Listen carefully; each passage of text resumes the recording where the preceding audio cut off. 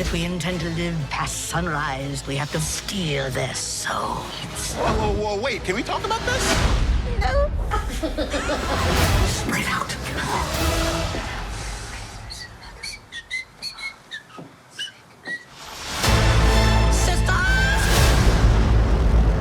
Hi, everyone. Welcome to Film Vets. I'm your host, Paul Dixon, and with me is my co-host, Dan Young. We're here to talk about Hocus Pocus 2. This is our review of the film. We're going to summarize what the movie's about, and then we're going to go into reviewing it and giving our thoughts and opinions about it. Two young women accidentally bring back the Sanderson Sisters to modern-day Salem and must figure out how to stop the child-hungry witches from wreaking havoc on the world. I was really looking forward to this. I love the trailers. It really gave a good sense of what the film is about.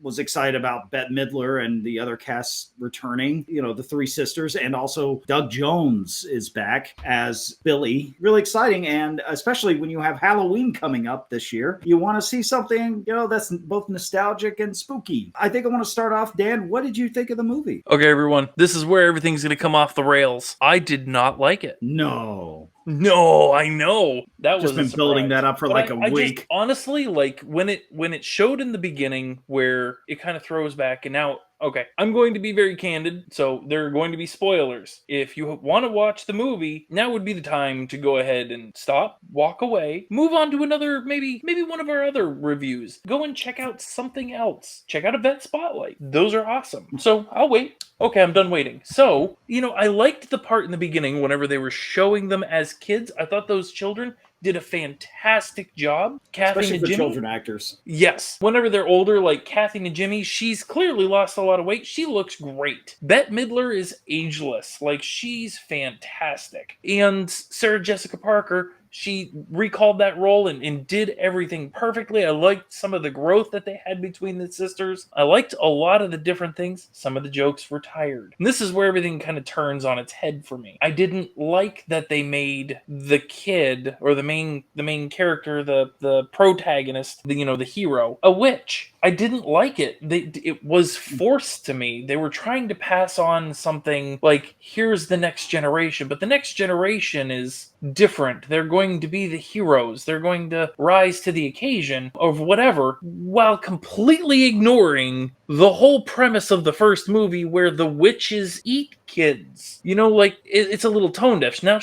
at the end of the movie, she's got book, and I've got a whole other grievance with what happened to the Sanderson sisters. But, so she's got the book with, it's basically a recipe book on how to eat children. What is she going to do? Or is she going to eventually try these things out and then just kind of move on to herself? Is someone else going to have to rise and eventually kill all three of them? Like, to me, there was no threat. There was no real danger. It was just for the sake of nostalgia. That's all it did. Is it really did well at trying to recall the things that made the first movie great, while completely ignoring any tension, any real driving force. You're just kind of looking for small punchlines like the Roombas. I loved them, don't get me wrong. They play well, but they would be better in a greater sense of the story, which there wasn't. They even made a joke about like the one jock kid being a bully, and he was not self-aware enough to know that he's being mean. So then he feels really bad for being mean. It's like, okay, but the first movie was great because it had those characters that you kind of like to see get their comeuppance. There's just a lot of things that I had a grievance with. If you'll permit me, one final thing. The very end of the movie, she finally, the primary Sanderson sister, Bette Midler's character, gets all of this power, then all of a sudden she doesn't want to use it. I'm sorry, if she was the same character from the first movie, she would have instantly incinerated everybody there. It would have just been unbridled fury and grief, and she would not have stopped until she ate everyone. I just didn't like it. I thought that it was really Disney-fied, if that makes sense. Now I understand it's a Disney movie. It didn't meet any of the standards by the end that I thought it would. What do you think? Well, thank you for sharing that. I really value your opinion. You actually didn't go off the rails that much. It's not like Moulin Rouge where you were just angry at the film. You were just disappointed, it seems. I hate that movie.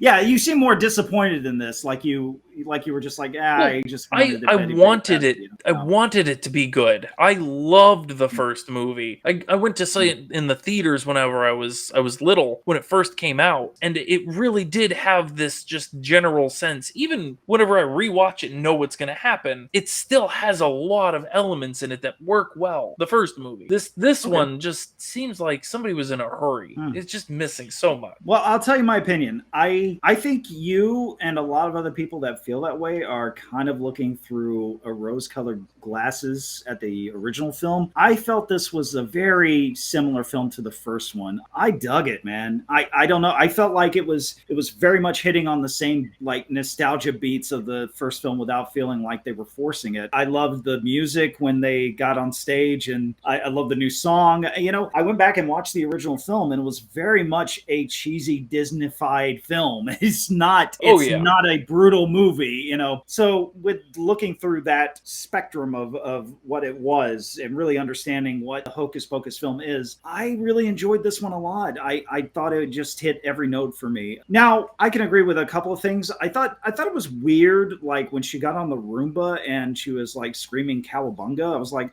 why are you saying that? That's weird. But to be honest, that really, in the big scheme of things, didn't bother me too much. I even like the little girls. Yeah, that one is really minor. That's a nitpicking thing. But the little girls, I didn't mind. I thought it was cool that they were witches, because then now the main villains of the story have something to deal with, you know, instead of, oh, they're just a bunch of kids that, you know, lit the candle again. You know, that is a thing, but there's a reason they lit the candle, and why it worked is because they are witches. And I don't think they're trying to set them up to be the next generation. I think they were just saying, these are good witches. These are witches that don't eat kids. Whereas the Sanderson sisters from the beginning were like really evil kids. You know, they were really trying to, you know, the whole town was like, stay away from me, kid. You know, they immediately, these kids are not those kids. Yeah. So I kind of like that. And I also loved the comedy. I tell you, it was just funny to me. Spread out, you know, it's just, I don't know, things like that. I really loved. The characters were still there. They were the same way. I remember them. I did enjoy the comedy. The comedy did actually, like, I found myself laughing quite a bit through the movie. And I don't mean to downplay that part as much. I just didn't like the plot. Well, that's fine. That's your opinion, man. You know, it's not going to work for everyone. I think for me personally, it did everything I thought a Hocus Pocus movie should do. It hit the nostalgia feels, the nostalgia bone for me. You know, that's not going to be for everyone, and that's okay. I kind of hope they don't do a third one. Where do you go at this point? You know, there was also something I loved that I think you didn't like was the ending where the sisters go away and she gets the power and she's sad about that. I think that made total sense as in the context of the story, because she had spoken many times at the beginning of the movie about how she loves her sisters, even though she doesn't treat them that well. You know, it just made sense for me why she would be that way, because she doesn't have anybody else that she relates to. I mean, those are her only people. The Sanderson sisters are the Sanderson sisters for a reason. So her losing her sisters wouldn't make her want to just kind of die off and go be with them. I get it. You know, I felt bad for them, but then I realized, wait a minute, they eat kids. I probably shouldn't feel bad about that, but I did. It was, you know what it was? It was Bette Midler. You know, she's just so good. She's so good at making you feel things when you shouldn't. That is the absolute worst part about trying to dislike this movie the most for me. Is I absolutely love Bette Midler. I always have. I think she's a fantastic actress. I love her singing. I got nothing but love for her. I just don't like the writing choice in this. And man, does that put me in a spot. Now, well, you know, you can't win them all. You can't force yourself to like something, and that's okay. That's what's great about art. It's subjective, and there's always people that are going to love things, and there's going to be people that don't like them. This makes film vets or reviews in general so interesting. It's not that we agree on everything that we watch. If that was the case, it would just kind of be boring. And I like that you shared that. I'm glad we feel different about a film, because it's just more to talk about, you know? Yeah, it definitely opens up for a much bigger discussion, you know, whether it be the meaning of family and how it translates onto film, or, you know, a bunch of punk ass kids getting the wrong book. It's about family. You know, I actually like I kind of lived something like this, except it wasn't like three girls. It was like a bunch of boys, and it wasn't Were you a witch? a witch's manual. It was a Playboy. Did you go out into the woods and light a candle and hope for porn stars to appear? What is this? No, it was nothing like that. It was nothing like this movie. It was just a full year of confusion and shame. It's like lots of shame. It's like, you know, I had a life very similar to this film. Instead of three girls, it was just me, and instead of going into the woods, it was in my dad's shack, and instead of a candle, it was a porno mag. Like what? Just like Hocus Pocus 2. Just like it. we called it the Wacky Shack.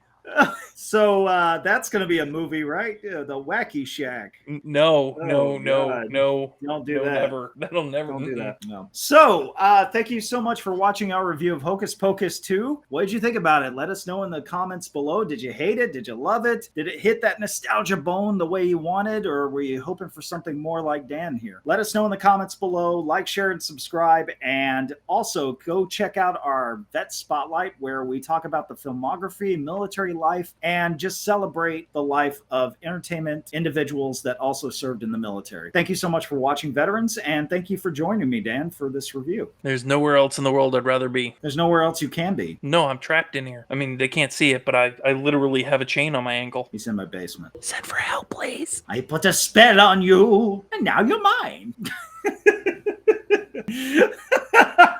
Wow, that actually works. Bye, everyone. Bye.